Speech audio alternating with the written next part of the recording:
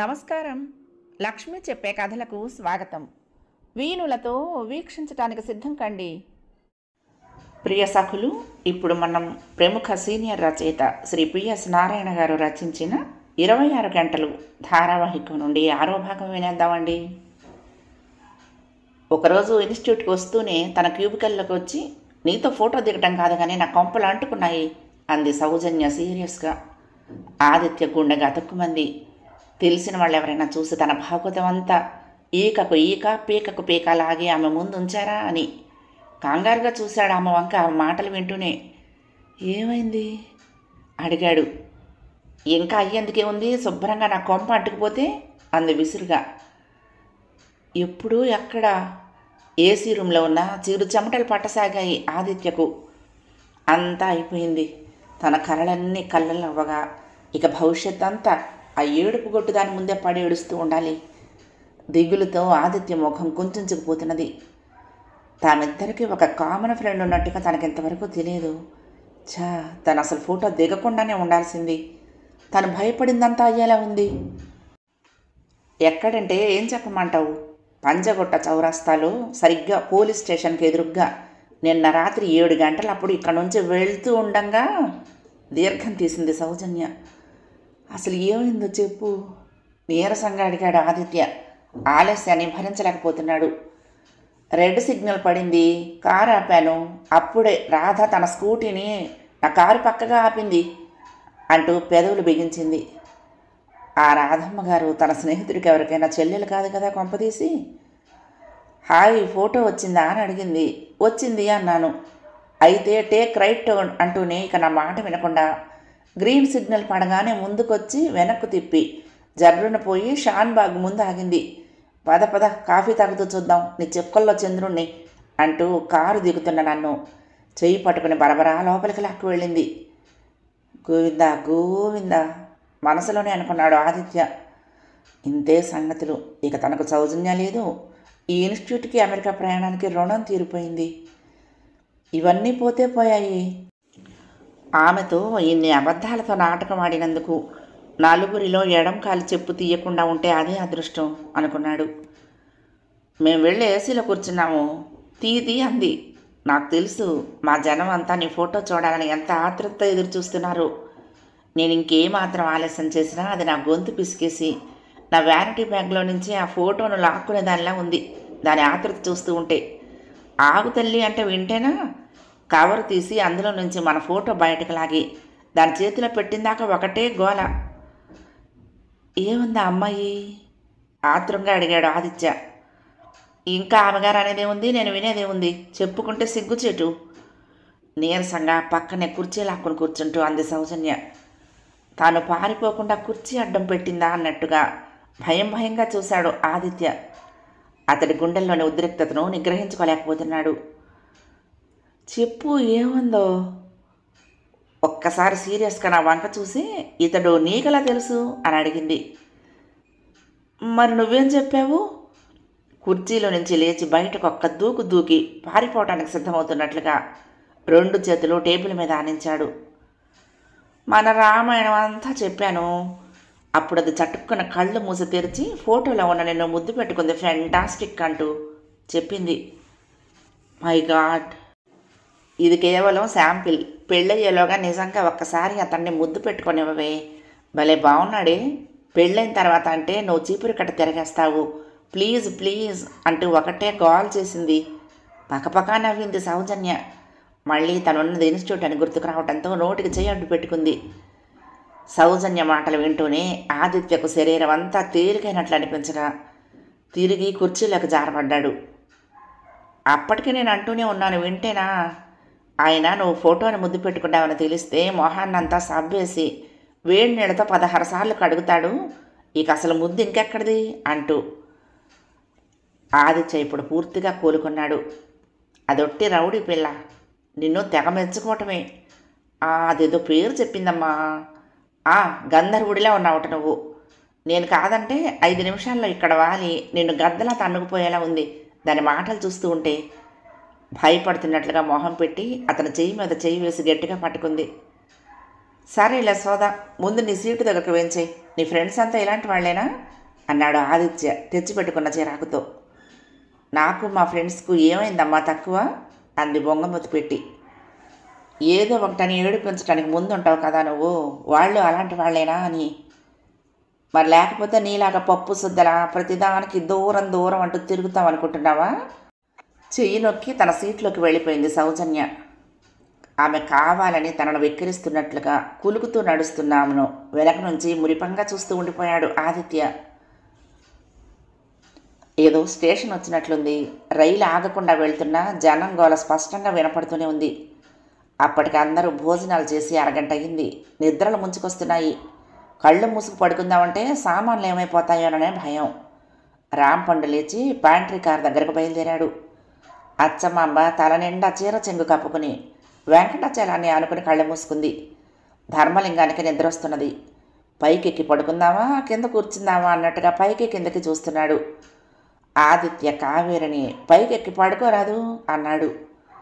వద్దండి, నాకు ఈ మోతలో నిద్ర పట్టదు, కావాలంటే మీరెళ్ళి పడుకోండి అంది. గుర్రుగా చూశాడు భార్య వంక. అంతకుముందు ఇలాగే చేసింది. చెప్పిన మాట వినే రకం కాదు. అందుకే తనకు అసహ్యం వేస్తుంది. తన మాట అప్పుడు విని ఉన్నట్లయితే ఈ పాటికి తన కోరిక నెరవేరు ఉండేది కదా. ఆదిత్య లేచి రాంపండు వెనక్గా వెళ్దాం అనుకున్నాడు. కానీ అతడు రమ్మనమన్నట్లుగా సైగ చెయ్యకపోవటంతో కదలలేదు. అతడి వెనకాలే తిరిగితే తర్వాత అనుకున్నట్లుగా అన్నీ జరిగిపోయినా అతడితో తన చేతులు కలిపినట్లుగా నలుగురికి అనుమానం రావచ్చు. సీటు చివరగా కూర్చుని జపం చేసుకుంటున్నట్లుగా పెదవులు కదిలిస్తున్న ఓంకారం వైపు క్రుద్ధిగా చూశాడు. బాలాక్షాలో హాయిగా అయిపోవలసిన పనికి విష్ణుమూర్తి చక్రంతో అడ్డుపడ్డట్టుగా అడ్డుపడి కావేరును పట్టుకుని లోపలికి నెట్టేశాడు చండాలుడు. అక్కడే భోగికి ప్లాట్ఫామ్కి నడుమ పడిపోయి చచ్చున్నట్లయితే తన మనసు హాయిగా ఉండేది. పైకి నలుగురు నడుమ ముక్కు చీదేస్తూ ఏడుస్తూ కంగారు పడుతున్నట్టుగా నటిస్తూ ఉండేవాడు. ఈ పాటికి ఆ స్టేషన్లో కూర్చుని అంబులెన్సు, పోలీసులు, హాస్పిటలు, పోస్ట్ మార్టం, తను ఢిల్లీ అడ్రస్ ఇచ్చి వాళ్ళ అన్నను పిలిపించడం, ఆ దృశ్యాలు ఊహించుకుంటూ ఉంటే ఎంతో ఆనందంగా ఉంది. జరిగిన దానికి కొద్ది రోజులు కలవరపాటు ఉండొచ్చు. ఆ బాడీని తీసుకుని తన ఊరు వెళ్ళటం, అది వాళ్ళ అన్నయ్య అలా చేద్దాము అంటే అంత్యక్రియలు, కర్మకాండ. ఆలస్యం అయిపోతున్నందుకు తను కథలల్లి సౌజన్యకు ఫోన్లు చేసేవాడు. గుండు కొట్టించుకున్న తను హైదరాబాద్కు వస్తూ తిరుపతిలో మరోసారి గుండు చేయించుకుని 4 లడ్లు తీసుకొని రావటం. అంతే, అక్కడి నుంచి అంతా రంగుల ప్రపంచమే. మీకు ఎన్నిసార్లు చెప్పాలి కాళ్ళ పెట్టి మీద పెట్టొద్దని? బుద్ధి జ్ఞానం ఉన్నవాడెవ్వడూ ఆ పని చేయుడు. అందులో తిరుపతి లడ్లు ఉన్నాయని చెప్పానా? భ్రమరం అరుపుకు ఆదిత్య ఉలిక్కి పడ్డట్లుగా తాలెత్తాడు. తన మనసులోది అప్పుడే ఆమె దాకా ఎలా వెళ్ళిందా అన్నట్టుగా. కునికిపాట్లు పడుతున్న అంజనీ ప్రసాద్ కళ్ళు తెరిచి భార్య వంక చూసి పెట్టి మీద నుంచి కాళ్ళు తీసి పక్కన పెట్టుకుని చెంపలు వాయించుకుని కళ్ళకద్దుకున్నాడు. నేను చెప్తున్నాను కదా, మీరు వెళ్ళేది నరకానికే. వచ్చే జన్మలో ఈగగానో దోమగానో పడతారు అంది చేత్కరంగా భర్తను చూస్తూ. ఆదిత్య కళ్ళు మూసుకున్నాడు. అతడి మీదుగా నల్లటి మబ్బులా ఓ భయంకరమైన ఆలోచన వచ్చింది.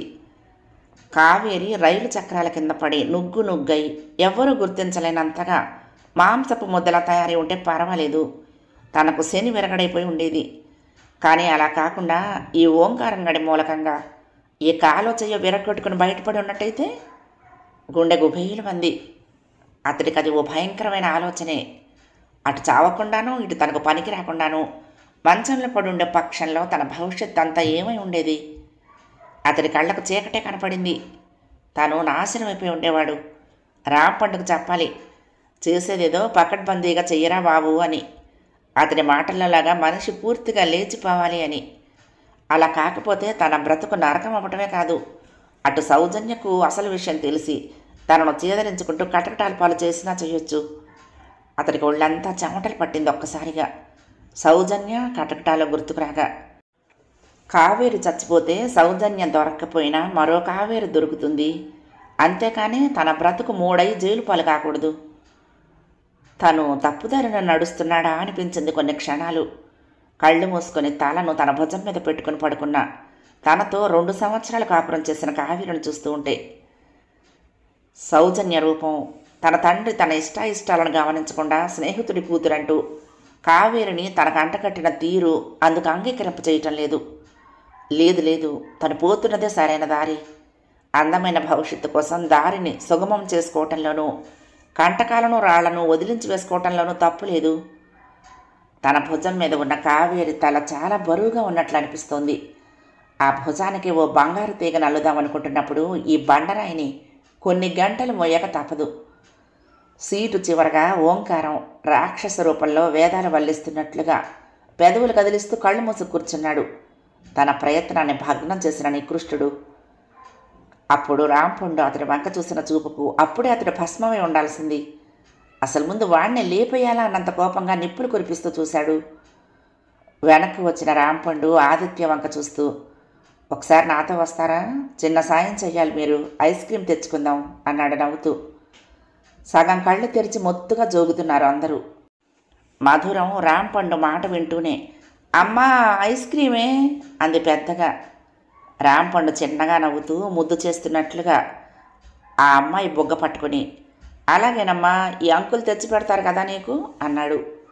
థ్యాంక్స్ అంకుల్ అంది మధురం కళ్ళు పెద్దవి చేసుకుని చూస్తూ. భ్రమరం కళ్ళు తెరిచి వెంటనే మూసుకుంది. తను మెలకుగా ఉన్నానని తెలిస్తే డబ్బులు ఇవ్వమంటాడేమోనని. అయినా పసిముండకు తెచ్చిన దానికి డబ్బులు అడుగుతాడేమిటి? తనేమన్నా అడిగిందా తెచ్చిపెట్టమని? అతడే తెచ్చిస్తున్నాడు, ఇంకా డబ్బులు ఇచ్చేదేమిటి? మనసుకు సర్ది చెప్పుకున్నది. రాంపండు వెనకాలే ఆదిత్య వెళ్ళాడు. ఓ బోగీలో నుంచి మరొక బోగీలోకి వెళ్తూ వెస్టిబ్యూల్ మీద ఉన్నప్పుడు ఓంకారం మీద కాసినంత రాంపండు మాటల రూపంలో బయటపెట్టాడు. దరిద్రుడు, వాడు ఢిల్లీ చేరడు.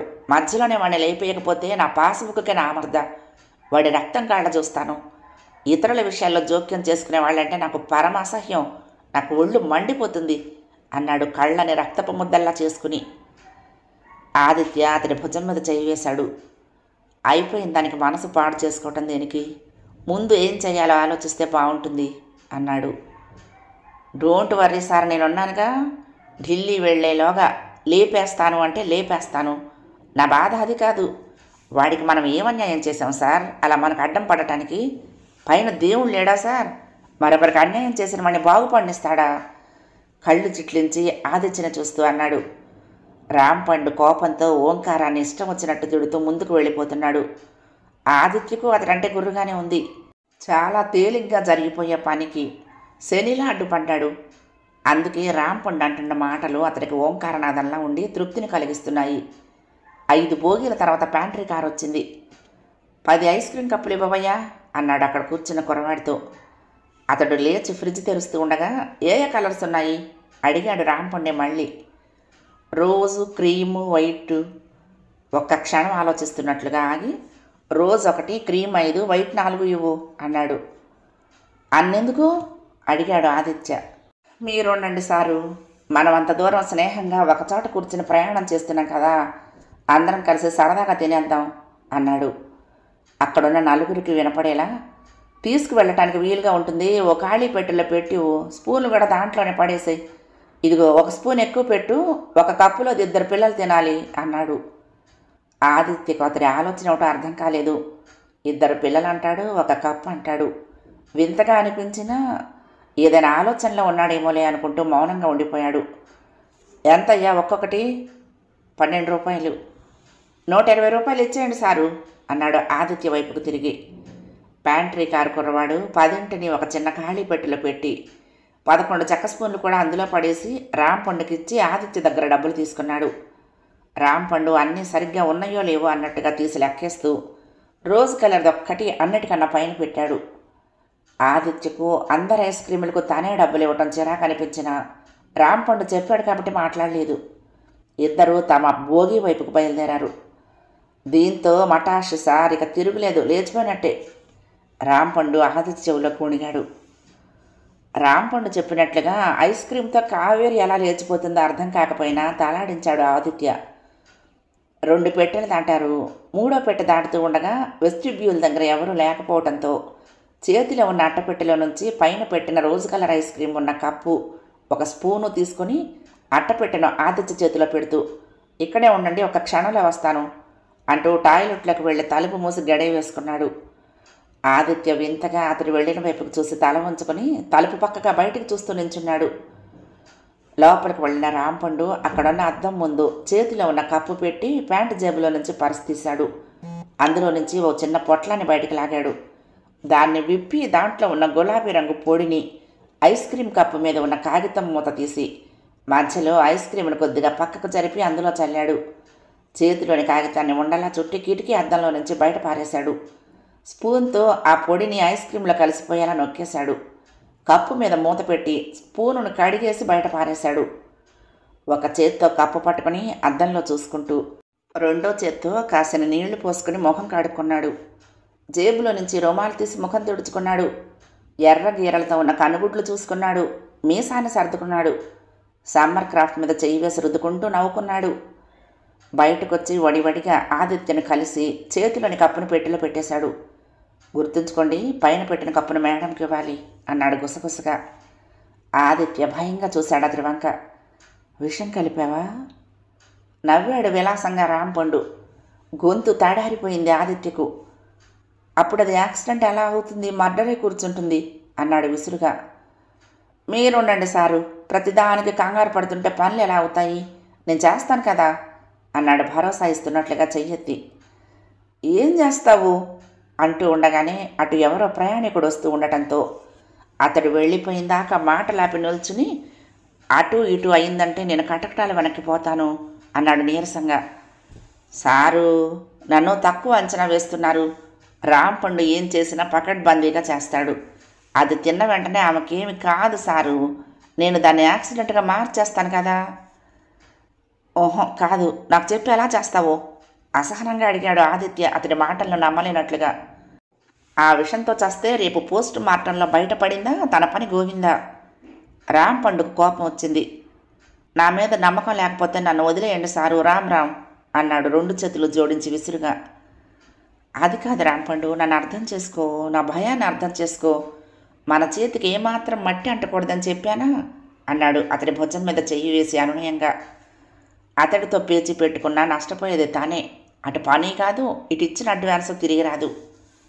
రాంపండు రోషంగా చూశాడు ఆదిత్య వైపు. మన చేతికి ఏమీ అంటదు సారు, అసలు మేడం వెంటనే పోదన్నాను కదా అంటూ ముందుకు అడుగులు వేశాడు సీరియస్గా రాంపండు.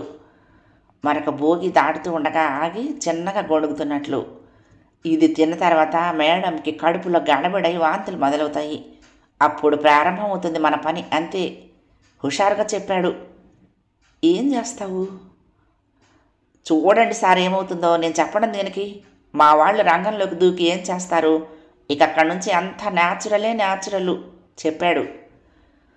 ఇంకో ముగ్గురికి నా దగ్గర రాను పోను ఢిల్లీకి టిక్కెట్లకు డబ్బులు తీసుకున్నావు, ఏరి వాళ్ళంతా అడిగాడు అనుమానంగా. అలాంటి పనులన్నీ రహస్యంగా జరిగిపోతాయి సారు, మేమే చేస్తున్నాం ఇదంతా అంటూ డప్పు కొట్టుకుంటూ నలుగురిలో తిరుగుతారా వాళ్ళు. అవసరం అనుకున్నప్పుడు క్షణాల్లో రంగంలోకి దిగి పని పూర్తి చేసి మాయమైపోతారు. మీకెందుకు, అంతా అయిపోయిన తర్వాత మీకు వాళ్ళని పరిచయం చేస్తాను కదా, అప్పుడు గుర్తిస్తారు వాళ్ళు ఏమేం చేశారో. మీ సంతోషం కొద్దీ వాళ్ళకు బక్షీస్ కూడా ఇవ్వాలి మరి అన్నాడు. ఆదిత్య ఇంకేమీ మాట్లాడలేదు. కదిలిస్తే వాళ్ళని ఇప్పుడే పిలిచి తనను డబ్బులు ఇవ్వమంటాడేమోనని భయం వేసింది. ముందు రాంపండు నడుస్తున్నాడు. వెనగ్గా ఆదిత్య తల వంచుకుని అనుసరించాడు. ఈ రాంపండుగాడు తన కొంప ముంచాడు కదా అన్నంత నీరసంగా ఉంది అతడి అంతరంగం. ఇద్దరూ S7లోకి వచ్చారు. వాళ్ళని చూస్తూనే మధురం, ఐస్ క్రీమ్ తెచ్చారా అంకుల్? తన సీట్లో నుంచి రాంపండు దగ్గరకు వస్తూ అడిగింది. తెచ్చానమ్మా, ఇస్తాను, గోల చేయకుండా కూర్చోవాలి అన్నాడు రాంపండు. చేతిలోని అట్టపెట్టిన సీటు మీదగా ఓ పక్కగా పెట్టాడు. ఒకటి తీసి ధర్మలింగానికి ఇచ్చాడు. పల్లీలు దొరకలేదని అంటున్నారు కదా, ఇవే పల్లీలు అనుకోండి అన్నాడు నవ్వుతూ. వెంకటాచలానికి అచ్చమాంబకు కూడా ఇచ్చాడు. జలుబు చేయిస్తుంది, మీరు తినొద్దు, నేను తినను అంది మూతి విరుస్తూ అచ్చమాంబ. తిన్నా కొద్దిగానే తినండి అంది. ఆదిత్య వంకరగా చూశాడు అచ్చమాంబ ముఖంలోకి. ఈవిడ పెద్ద నటిలా ఉందే అనుకున్నాడు మనసులో. ఇది నీకమ్మా అన్నాడు మధురానికి ఒక కప్పిస్తూ రాంపండు. అతడి చేతిలో నుంచి లాక్కుంటున్నట్లుగా తీసుకుంది మధురం. నేను చెప్పిందాక ఎవరూ తినొద్దు, అందరూ తీసుకున్న తర్వాత చీర్స్ చెప్పాలి అన్నాడు రాంపండు. భ్రమరానికి అంజనీ ప్రసాద్కు కూడా ఇచ్చాడు. భ్రమరానికైతే ఫ్రీగా వచ్చి నా కప్పును అందుకుంటూ ఉంటే ఆనందంతో కళ్ళు మెరిశాయి. అయ్యో మాకెందుకండి అంటూనే త్వరగా తీసుకుంది. మళ్ళీ ఇవ్వకుండా వెనక్కి తీసేసుకుంటాడేమోనన్నంత ఆతృతగా. ఓంకారానికి ఇచ్చాడు గుండెల్లో మండుతున్నా. వద్దండి, మీరు తినండి, హరి ఓం అన్నాడు ఓంకారం చేతులు జోడించి. అలా అంటే ఎలా? అందరం కలిసి ప్రయాణం చేస్తున్నప్పుడు అందరం కలిసే చేయాలి ఏ పనైనా.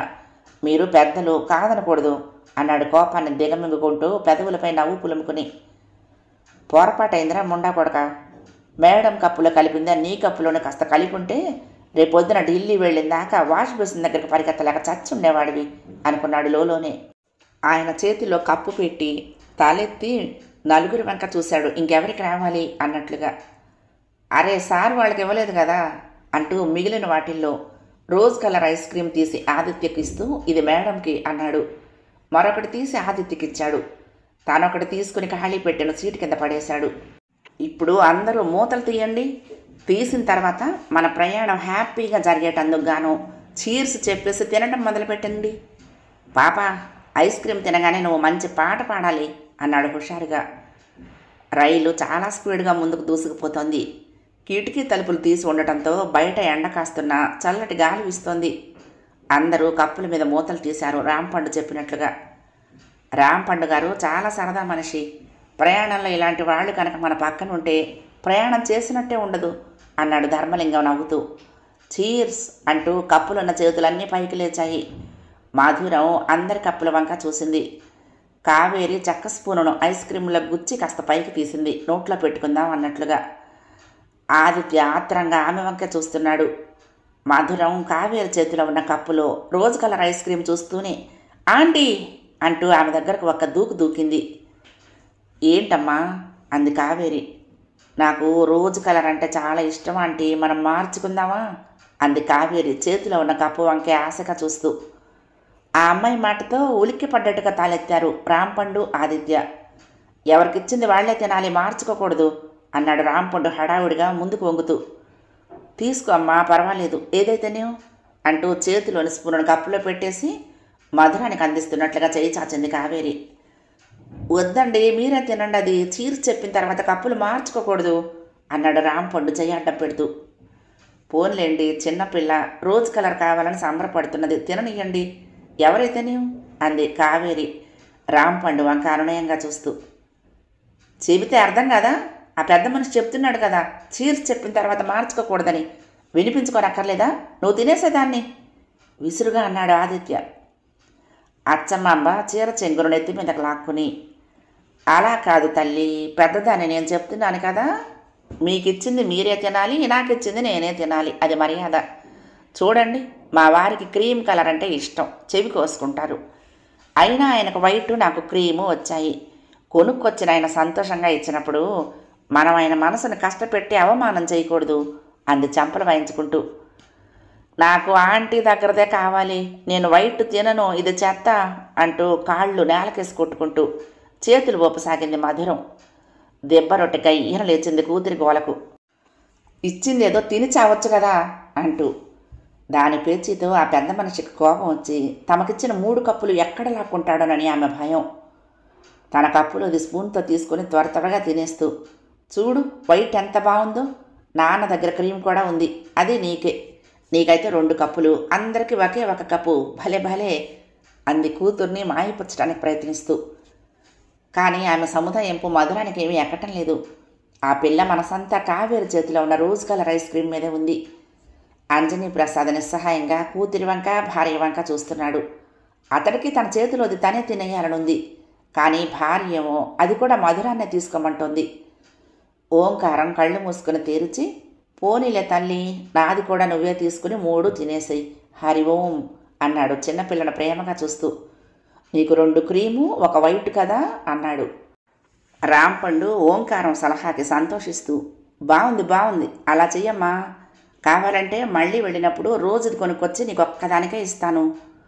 అసలు ఆ అమ్మాయి బాధపడుతున్నదని, కానీ నాకైతే అంజనీ ప్రసాద్ గారు, ఓంకారం గారు కూడా వారికిచ్చినవి వారే తినాలని కోరిక. ఒకసారి చీర్స్ చెప్పిన తర్వాత మేమైతే గ్లాసులు మార్చుకోమండి అన్నాడు ముఖం ముడుచుకుంటూ. నాకు ఇప్పుడే కావాలి, ఆంటీ దగ్గరదే కావాలి, అది ఎంత బాగుందో చూడండి అంది మధురం. రాంపండుకు చర్రన కోపం వచ్చింది ఆ అమ్మాయి మాటలకు. గయ్యమని లేచాడు, తన ప్లాన్ అంతా ఎక్కడ బెడిచి కొడుతుందో అన్నట్లుగా. నీకు కొనిపెట్టిన తర్వాత కూడా ఏమిటా పేచి? పైగా ఇంకా డాడీ ఇస్తానన్నాడు, అక్కడ తాతగారు ఇస్తానంటున్నారు, అయినా అదే కావాలంటావేంటి? అయితే అసలు నీకు లేదు, నీ దగ్గరది కూడా నేనే తినేస్తాను అన్నాడు బెదిరిస్తున్నట్లుగా. చిన్నపిల్లలు భగవత్ స్వరూపులు, వారి మనసులు కల్మషహీనమైనవి. వారు అడిగింది ఇవ్వటమే ఉత్తమం. హరి ఓం అన్నాడు 2 చేతులు జోడుస్తూ కళ్ళు మూసుకుని ఓంకారం. నీ బంధ ఉత్తమంరా. గుడ్లు రుమ్ముతూ చూశాడు కళ్ళు మూసుకున్న ఆయన వంక రాంపండు. నిన్ను 2 పీకారంటే అదే బహు ఉత్తమం అనుకున్నాడు. తీసుకో అమ్మా, ఇదిగో, ఏడవబోకు. కావేరి ముందుకు వంగింది కప్పుతో సహా. బుద్ధుందా నీకేమైనా? ఒకవైపు ఇవ్వద్దంటూ ఉంటే వినిపించుకోవేం? నువ్వే తినాలి, అది ఎవరికి ఇవ్వటానికి లేదు. ఆదిత్య కరకుగా పళ్ళు కొరుకుతూ అన్నాడు, కావేరి చేతిని వెనకలాగుతూ. ఇది మరీ బాగుంది. చిన్నపిల్లని ఏడిపిస్తూ నేను దాన్ని తినకపోతే ఏమైంది? నేను అసలు తినను. ఎవరు ఏడ్చారు ఇది కావాలని? అయినా మీకెందుకు అంత పట్టుదల? ఎదురుగ్గా సీటు మీద ఖాళీగా ఉన్న చోట పెట్టేసింది చేతిలోని కప్పును స్పూన్తో సహా కావేరి. మధురం మరో క్షణంలోనే అక్కడికొక్క దూకి తన చేతిలోని కప్పును అక్కడ పెట్టి కావేరి పెట్టిన కప్పును అందుకోపోయింది. ఆ అమ్మాయి ఏడుపు కూడా ఠక్కున ఆగిపోయింది. ఆ అమ్మాయి ముందుకు వంగుతూ ఉండగానే రాంపండు మరింత వేగంతో ఆ కప్పును అక్కడి నుంచి తీసుకుని ధర్మలింగం చేతికిచ్చాడు గాబరాగా.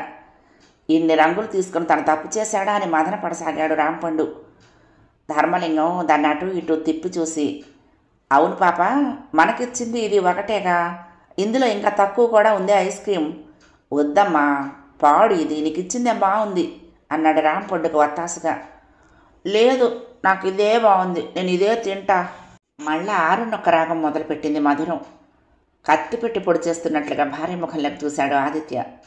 అతడి చూపుల్ని పట్టించుకున్నట్లుగా కావేరి తల తిప్పేసుకుని, ఇట్రా అమ్మా, నా ఒళ్ళో కూర్చుని తిందువు కానీ, నేను తీసి పెడతాను కదా, నీ కప్పు నీదే, నా కప్పు నీదే అంటూ నేను ధర్మలింగం వైపు చేయి చాచి, ఇటివ్వండి అంది. అచ్చమాంబ ఓసారి అటు ఇటు చూసి నెత్తిన చీర చెంగు సర్దుకుంటూ మూతిని పొడుగ్గా పెట్టి, ఇంతమంది చూసిన దాన్ని తింటే దిష్టి తగులుతుంది, వంట పట్టకపోగా చిన్నపిల్లకు జబ్బు చేశాను, అవతల పారేయండి దాన్ని అంది చెంపలు వాయించుకుంటూ. నువ్వు నోరు మూసుకో, నీకు కాని విషయంలో నువ్వు కల్పించుకోవద్దు వెంకటాచలం కసురుకున్నాడు భార్యని.